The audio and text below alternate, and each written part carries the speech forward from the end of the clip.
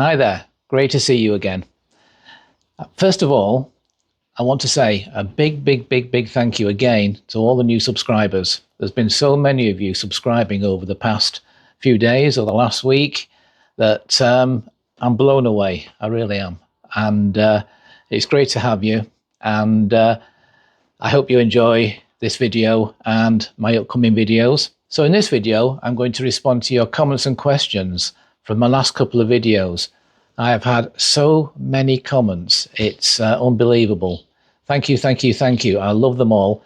And I do try to respond to each and every one of you. So if I've missed anybody, I do apologize, but I have tried to respond to everybody. But the responses and the comments have been fantastic. They really have.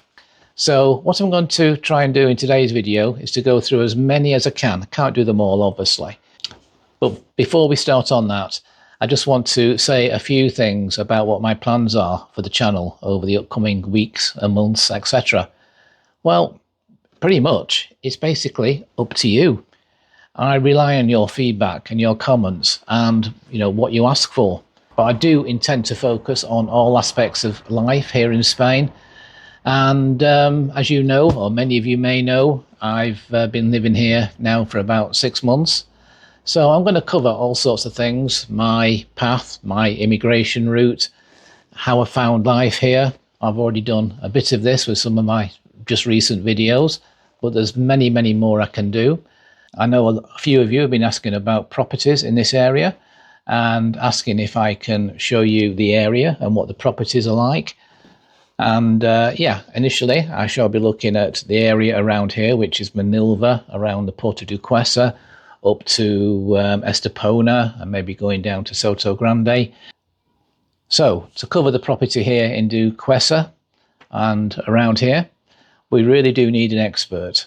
I'm getting to know the area a little bit, and I can go around and I can show you lots of videos of the area so you can get to know what the area is about. But to get to know what the property's like and what the property market's doing, we really do need an expert. So it gives me great pleasure to introduce you to Claire, who's going to tell you about who she is and what she does. Hi there, Claire. Hi everyone, I'm Claire, the sole director KIWII Real Estate. I moved to Spain 23 years ago and became a real estate agent 17 years back, working with 2 local agencies along the way. About 3.5 years ago, when my children became a bit more independent, I decided to open my own agency, KIWII Real Estate. The best thing I ever did. Not only do I have extensive local expertise in the property market, but I also understand the challenges and joys of raising a family while building a business here in Spain. I take great pride in being your local property expert and ensure that I provide exceptional service to all of our clients. Okay, thanks for that, Claire.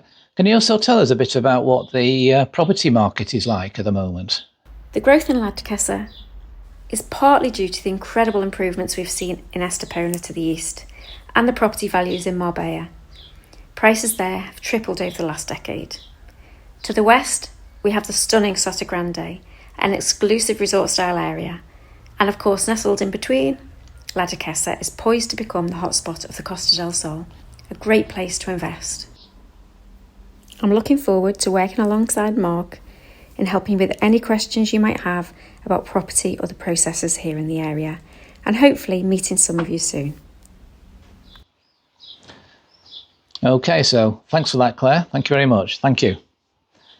So I'm going to be putting some links on my YouTube page. If you want to find Claire, I'm going to put links to her website, her contact details, and I'll also put it onto the details of this video. If you can't find her, just stick some comments on the comment section. Give us a shout, and we'll get back to you. But as Claire said, please send questions in if you've got any. And in the near future, I plan to do some videos of the area and showcase some of the properties and what the area is like. So please subscribe if you haven't already, and you won't miss any of those videos. Okay. So let's move on to your comments and questions. which I've gone through in the comments section of the past couple of videos. So I just want to go through them. So I've got a lot of people mentioning Brexit, as you can probably imagine, or maybe you can't. But yeah, a lot of people mention Brexit, such as those there that you're looking at now. And the other thing I got a lot about was research. People said you haven't done your research. Well, actually, I had done a hell of a lot of research, and a lot of things did go very smoothly for me. It's just that in that one particular video that I was sort of highlighting all the things that didn't go perhaps so well. And there wasn't that many of them, really, when you think about it. A lot of things went very well indeed. As I say, my house purchase went very well indeed. My immigration path went very well indeed. I got my visa bang on schedule. The problem I had was afterwards was just waiting for my TIE. So as far as the process was concerned, it went very smoothly indeed. And a lot of that was thanks to my immigration lawyer, who did an amazing job. And without him, Pablo, I may not be sat here now. So a lot went very well, and I'm very happy. And anyway, on with the comments. So this one here. Okay, so let's have a look at these comments. So there's one here from Chris Murray. Says, I moved to Spain just before Brexit, which made it much easier. However, I used and still use a gestor to do all my bureaucratic stuff. It may cost money, but it speeds everything up by a factor of 10. And the heartache and frustration it saves is worth twice what he charges. The only real problem I found is that it's just too darned hot in July and August. But then again, I'm English. And if I were not complaining about the weather, I would seriously doubt my hereditary.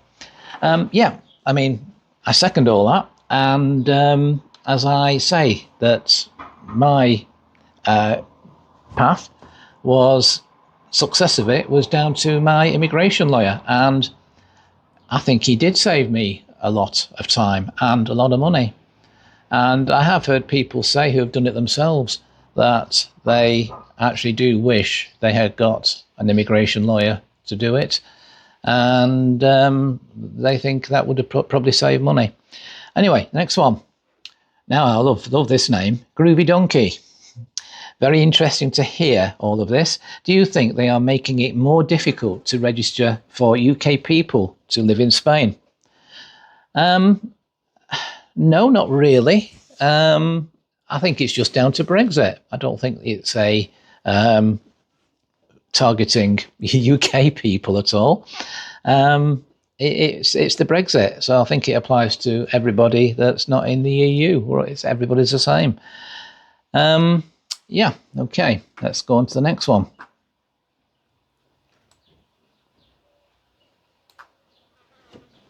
So, SKSK, hi there, new to your channel. Do you have a video that talks about your backstory, as in where you came from, reasons and circumstances of moving, etc.? Enjoying content, by the way. Well, I'm glad you're enjoying it, absolutely, thank you for that. Now then, I've got flies. Flies. That's a negative. So, I don't have one per se. I have talked about... It's going in my mouth now. Right. Has he gone?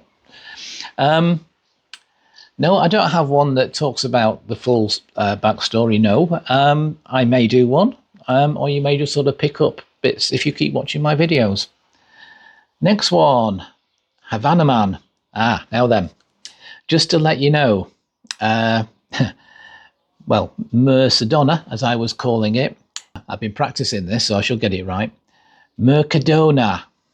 The R is rolled, and the O in dona has a similar sound to the O in bone. So, Mercadona, Mercadona, Mercadona. Have I got that correct? I hope so. Next one, Mignon. Where's the information on healthcare? It's in the list, but not in the video. Well, I'm not sure what list you're referring to, but yeah, healthcare. You have to have healthcare if you're coming over on the visas, and I've gone with Sanitas, which I believe is excellent. The healthcare here is supposedly absolutely excellent. Fortunately, I've never had to use it yet, but if I ever do, I'll let you know. But yeah, I've with Sanitas, I have the app, and it looks very good. I can make an appointment at lots and lots of different places by the look of it whenever I want to. So on the face of it, it looks and sounds very, very good. Okay, let's move on. Now then, who's this? Mad Gringo. Wing Jing Pom, usual rubbish. Clotting all the different Spanish systems with their migrating to Spain in never-ending droves. Have a good day, mister. But don't forget my hint about Australia. Being your aim, not Spain. Now, I did actually cut a lot of that out. It was about that long. And yeah, I mean, good day to Spain, to Australia. I do love Australia. I've been there a few times. And I do absolutely love it. Absolutely love it indeed. But no, it's Spain for me. It's nearer. You know, I've got family in the UK, and Australia is just too far away. And I do actually love it very, very much here in Spain. But I will visit Australia again. So good day. Now then, Howard Rogers. He says, "Are you John Shuttleworth?" No, I'm not. I don't know how many people know John Shuttleworth, but I know who he is, but no, I'm not John Shuttleworth, no. And I love this one. I love this one. Mikey Everett. You should have called this Wally on Tour. This is referring to my video of things that I wish I'd known before I came to Spain. And he says, you should have called it Wally on Tour. You have done no research, nothing. I came here, that fly's annoying me. I came here 50 years ago, no internet, nothing to guide you except your brain. I'm amazed you could actually find your way out of Britain. Well, maybe I'm amazed myself. 50 years ago, gosh, that would be sort of in the 70s. Things were a lot different then, weren't they, Mikey? A lot different. There was no bureaucracy then. You could just go anywhere, whenever you want, and do whatever you want.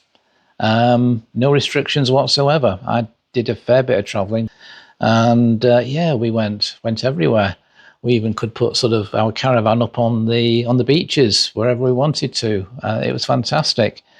But nonetheless, thanks for that. And yeah, good luck. I mean, for doing it, and well done for doing it 50 years ago to you. Now, next one, Steve Ho. Okay. Steve Ho says, is TIE the same as NIE? Sounds a bit the same, doesn't it? No, it's not, Steve. The NIE is a foreign identity number, which is a unique identification number for non-Spanish citizens in Spain. And you need it for pretty much everything you buy here. I mean, not things like petrol or food or drink, thankfully. But if you were buying furniture, for example, you would need to give them your NIE number. And you get asked for it a lot. I think most Spaniards probably know it like the back of their hand. So that's the NIE. The TIE is a foreign identity card, which is a residence permit for non-EU citizens. And it serves as a proof of legal residence in Spain. And it also includes the holder's NIE number. So very, very different. Before you come to Spain, before you do anything, the first thing you need to get is your NIE number. It gets you on the books. It gets you on the system. And then after you've got your visa, you can then apply for your TIE card. So there you go. Okay, who we got next? Barry. Barry. Now, what does Barry say? Barry says, car insurance recovery is mandatory. I live in Catalonia and electricity is 12 cents per kilowatt hour and it's 39 in the UK. Wow. Tax is very similar using the dual taxation agreement, and tax is due on pension and non-compliance is not a good idea. Declaration of non-Spanish assets is important. Well, yeah. The electricity, great news about that. The dual taxation, okay. And yes, you are taxed on your pension. Okay. And if we just go on to the next comment as well, which is also about taxes. So the next one is Mark Gold, and he says, you still have to pay your taxes with a non-lucrative visa. Please be careful with what you state as fact. Now, Mark is referring to some comments I made kind of in general terms on the last video, the pros and cons, I think. And I think I was just talking about tax in general. And I was kind of saying that with non-lucrative visas, you can't work here, so you can't have a job. And I was sort of alluding that you'd probably be sort of not that bad off with the taxes, but so that the implication being maybe that you don't pay taxes, but of course you do. You pay taxes on anything, your pension income, your passive income, and you're a tax resident once you've got your visa, and any income you have, you do have to pay taxes for. But yeah, thank you for that, Mark. Okay. Now then, the next one. This again is somebody just picking up on some comments I made. And this is Leslie Smith, who says, interesting about your comments, read the lax attitude towards the ITV. Now, the ITV is the Spanish MOT. Over your way on the CDS. I'm not quite sure what the CDS is. Somebody can tell me what's a CDS. In Almeria province, it is policed much more vigorously. The Guardia do electronic checks, and if the ITV has expired, it's a €200 fine, and the insurance is invalidated too. And there's no allowance for driving to a pre-arranged appointment with an expired ITV either, which you can do in England, obviously, with the MOT, but not here, seemingly. The vehicle needs to be taken there on a trailer or breakdown truck. It is fairly easy to get an appointment for an ITV, though, and up the road in Lorca, you can just turn up and they will do it straight away. Well, wow, that's good that you can just turn up there. Doesn't seem to be the case here. So, yeah, different provinces are maybe different because they're all kind of governed, self-governed differently. But nonetheless, be careful. Don't if you've got a car here, make sure it's ITV'd and fully legal. Okay, thanks for that. Now then, it's an interesting one. Mister says, if you get a residency green card, you can still use that to get in and out of Spain. The TIE process is backlogged. Well, yes, the TIE process is very, very backlogged. The green card, I don't know. I must admit, I don't know a lot about the green card. I think the green card is kind of an older thing and kind of predates the current system, but it's obviously still around. But I do think that even with the green card, the process of getting one can be quite a long one. Anyway, thanks for that green card. One to bear in mind. Okay, let's move on. Who have we got next? Who's next? Who's next? It's Comic Politic. Okay. So, says, sounds as if no research was done. This is in bold letters, Entering a country on a 90-day tourist visa with intent to live there permanently is illegal. Either you're a permanent resident in Spain or the UK. Can't be both, same as anywhere else. Should have applied for a resident permit before leaving the UK and get accepted before departure. And then also says vehicles have to be registered and imported, duty and taxes paid within 6 months. I've no problem with that. But entering a country on a 90-day tourist visa with intent to live there permanently is illegal. That's not the case here. I mean, that is what I did, and I definitely didn't do anything illegal. So I did actually have a quick look at this. Now, I don't think that's totally wrong. I think that statement probably does apply to many other countries, certainly America and lots and lots of other places. But if you just do a quick check, I mean, as Comic says, sounds as if no research was done. I'm not sure if Comic's done all his or her research, because if you do a quick Google, I found this.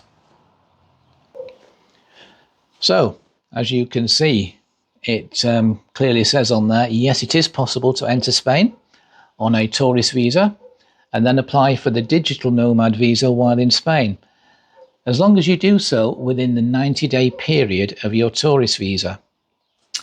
And a bit further down there on point 2, it says you can apply for the digital nomad visa. You can apply for the digital nomad residence permit while in Spain, as long as you are within the 90-day period of your tourist visa. Now that's the AI overview. Now you should never fully trust those, but if you do a quick Google and you find the official Spanish website and have a look what that says. Here we go. This is the official digital nomad visa government site here in Spain. So you can see down at the bottom there in big bold letters, foreigners who are already in Spain can apply for a digital nomad residence permit, in brackets, no need for a prior visa, close brackets, to work remotely for a company located abroad. This permit will be valid for a maximum of 3 years. So there you go, that's pretty clear.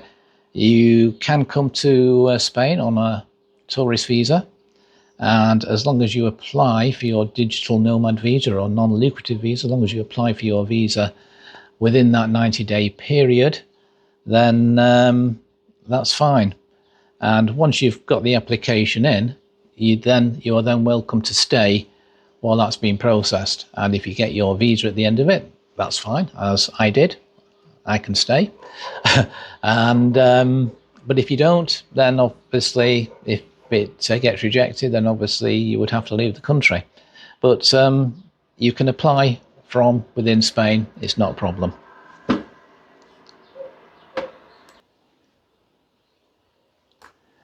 Next one is Peter. Instead of keep saying, I wish I knew, you should be saying, I wish I had done my due diligence. Have you done your due diligence? Or maybe, would you have found life in Spain a little easier? Yes, well, I did do my due diligence, but the problem is, and the few issues that I had, you don't know what you don't know. It's as simple as that, really. So it's a case of doing as much research, as much due diligence as you possibly can, and hope you've not missed anything out. But I dare to say that there will always be something. Okay, next one is S&J. You're not really selling it to me, mate. All that red tape, plus it's too hot half the year. Why bother? Well, why bother? I can give you a dozen reasons. It is lovely weather. Yes, it is hot. It's July now, but look, it's okay. I'm not sweating. It's very comfortable. But yes, it does get hot. Don't get me wrong. But I do think it's a bit cooler here on the coast than maybe somewhere like Madrid or Seville, certainly. But yeah, there you go. Next one is Jabatu. Spanish red tape is bad. I tell you this as a Spaniard. Also, it's not easy to move to a foreign country and its new rules. Just be patient. Learn the rules and most importantly, learn the language, as it will make your experience way more pleasant and richer. I like the richer bit. Yes, I'll have richer. Yeah, I'll go along with that. I am trying to learn the language and yeah, and I'll get richer. Agultar. I'm sorry you have found so many bad things. I've not found many bad things. I've found a few bad things. Do you think that for an EU citizen, it is easy to move to England? Have you passed a Spanish test to get your visa, as your Prime Minister said we will need?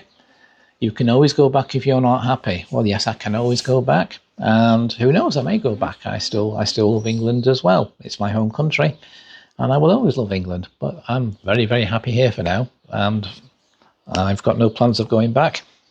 Is it easier for an EU citizen to move to England? I don't really know.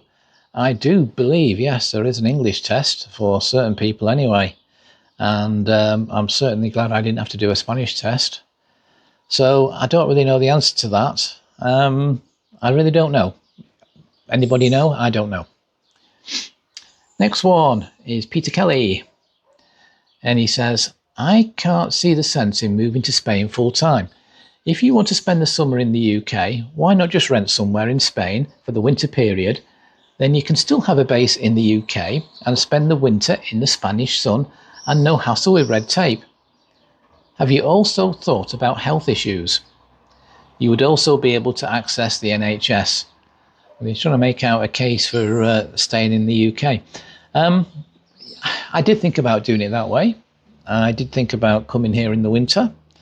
And, you know, England in the summer. But I decided to do it this way, and I'm very glad I did. Can't say much more than that, really. Next one, Barisha Computers. You could always bog off back to England. Yes, I could. Move to another land and expect all to be the same. Lol. Gated estate in the sun. I bet it's full of Brits. Been on the Costa Blanca for 20 years in the mountains. Many of you wanted Brexit, got what you wanted, and yes, I'm from England.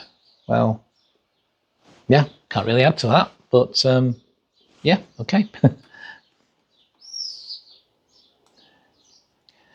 I like this one. James Williamson. You don't have to be a mug to live in Spain, but it helps. Okay, well, there you go. Steve Halliwell. There are pros and cons. You just need to weigh up whether it's good enough to stay versus moving back to England. I live in the northwest of England and would welcome moving to Cornwall.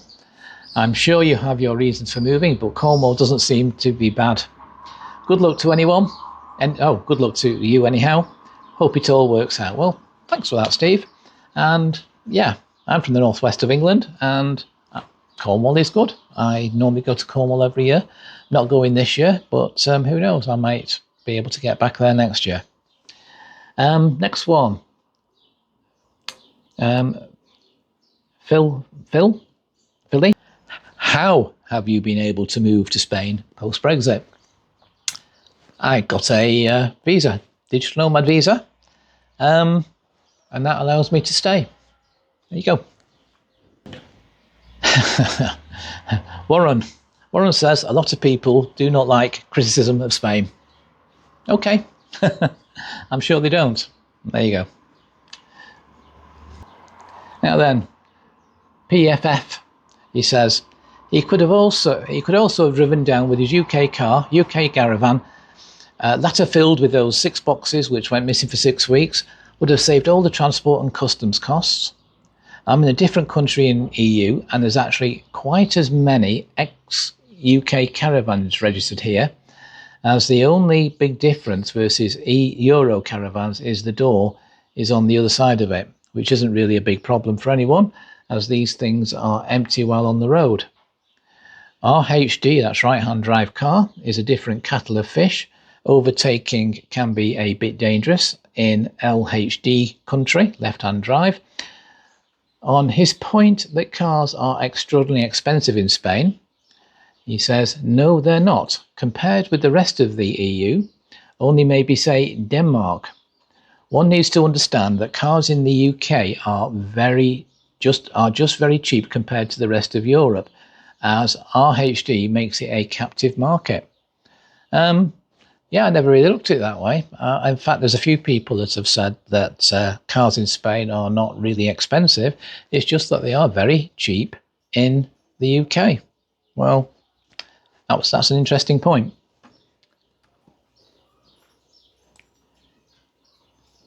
Now then, Callum says, tip number 1, 3 tips.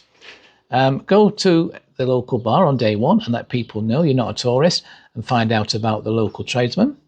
Tip 2, learn Spanish. The Spanish are great people and a lot of them speak English, but you can't expect them all to put the effort in. Tip 3, get to know the Spanish. The expat community is great, but this is Spain. Okay, good tips. Thank you. Now then, a few more on second-hand cars. Jeff Young says, how expensive are new cars in Spain compared to the prices in the UK? I honestly don't know. I really don't know. I will try and do some research on that maybe, but I honestly don't know. Next one. Rib, somebody or other. Second-hand cars, they are not extortionate. It is the UK market that is ridiculously low. I would not bother using a right-hand drive car in Europe, especially if you drive on your own. Well, the problem with a right-hand drive car, of course, is a number of things. It's the visibility if you're overtaking. It's things like car park tickets are always on the wrong side. You've got to get out, especially on the toll roads. And also one big one that not many people mention is that you do have a blind spot, which particularly when you are pulling onto the main roads here, the A7 or the etc. The entrance is, you sort of just come on and then you've just got to wait for a gap and go. And the trouble with right-hand drive cars is they have a blind spot right in the wrong place. So you do have to be very, very careful. But I'm kind of lucky. My car is a convertible. And if I'm driving with the roof down, which it doesn't rain much, and I always like to drive with the roof down, then I've got full visibility all the way around. But yeah, there you go. Sean Williams says, Mark, second-hand cars at the moment are expensive, cost of the floods in Valencia. People wanting second, so prices are higher at the moment. That's another good point. Yeah, those awful floods. Last May, wasn't it? Next one, Lowton. And finally, just transfer your UK car to a friend's address and drive in the UK with your UK car and caravan. Jesus, you are really making a mountain out of a molehill. Well, I did think of doing that, but the only problem is that, I would have to have 2 cars, and the UK one will be sat around for, 11 months of the year or so, doing nothing, just rotting away, which cars do tend to do in the UK, and things seize up, brakes usually seize up, the tyres need to be moved constantly, still needs to be MOT'd and taxed, and I just thought about it and weighed up the costs and thought, no, it's not worth it. Dace team says, buy a used car in Germany and register it in Spain. Are they cheap in Germany? I don't know. Maybe they are. So Greg says, I have a holiday home in Murcia and realised second-hand were ridiculous. So if you were to go on Auto Scout, now I think Auto Scout is a website for second-hand cars, and there's another one if we go on to the next one along the same lines. Why didn't you search online for Venta coaches and Segunda Mano? There are millions of different prices. I did have a look on one second-hand car website. I didn't realise there was so many, to be honest. I don't think I looked at those. So yeah, maybe I didn't look, but I thought I had a damn good look, and I couldn't find any cars at a decent price. Anyway, I've gone down the import route, and I'm quite happy with that at the moment. We'll see what happens. Charlie boy. I recently moved to Spain from the States. I found a great used car through KIWII Cars. They have hundreds, maybe thousands to choose from. There again, another site. You see, I didn't know about all these. Now, Colin says, all cars in Spain are expensive, especially second-hand ones. Now, David says you can import your British car, change the headlights, and hey presto. Well, I'm not sure it's quite hey presto, but I'm just going through that process now. And I will be taking my car in to have its headlights done maybe the week after next, in the next couple of weeks anyway. Now then, just a few on the caravan. And Paul says, why could you not drive over in your Spanish car, put your Spanish car plate on your caravan and drive around? Surely the Spanish registration thing only applies in Spain. This is not very clear from your explanation. Well, sorry if it wasn't clear. So why can you not drive over in your Spanish car, put your Spanish car plate on your caravan and drive around? Well, you can't, because here in Spain, caravans have their own plate, okay? And it's an insurance thing. So if I'm towing a caravan with my Spanish car in Spain, obviously I will be towing a Spanish caravan with its own plate on. So if I go, and I've checked this with the insurance companies actually, so if I then go to Spain, I can't just put on the back of the, so if I then go, so if I then go to the UK in my car, I cannot just put my number plate that's on my car on the back of the caravan, because that would violate my Spanish insurance. My Spanish insurance would not recognise it, and I can't get sort of insurance in England with a Spanish registered car. So it's an insurance thing. The insurance company would just not recognise the Spanish car with an English caravan with the Spanish number plate on the back of the caravan, unfortunately. Now, Alan says, surely an easier option would be to sell the UK-based caravan, then buy a Spanish reg motorhome and drive it back to Cornwall for the summer. Well, yeah, I mean, basically, that's kind of what I've, well, not done, but halfway there. I have sold my UK caravan. I now have the option of doing that. In actual fact, I'm going to buy a tent, and I'm just going to give a tent a go.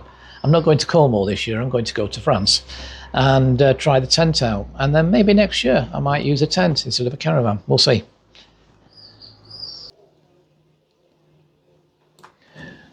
Now, Patrick says, what you said about the caravan is half right. It depends on the weight. If your caravan is under 750 kilos, then no vehicle inspection is needed. It goes on to say, I knew a guy who went to Holland twice a month to buy caravans under 750 kilos.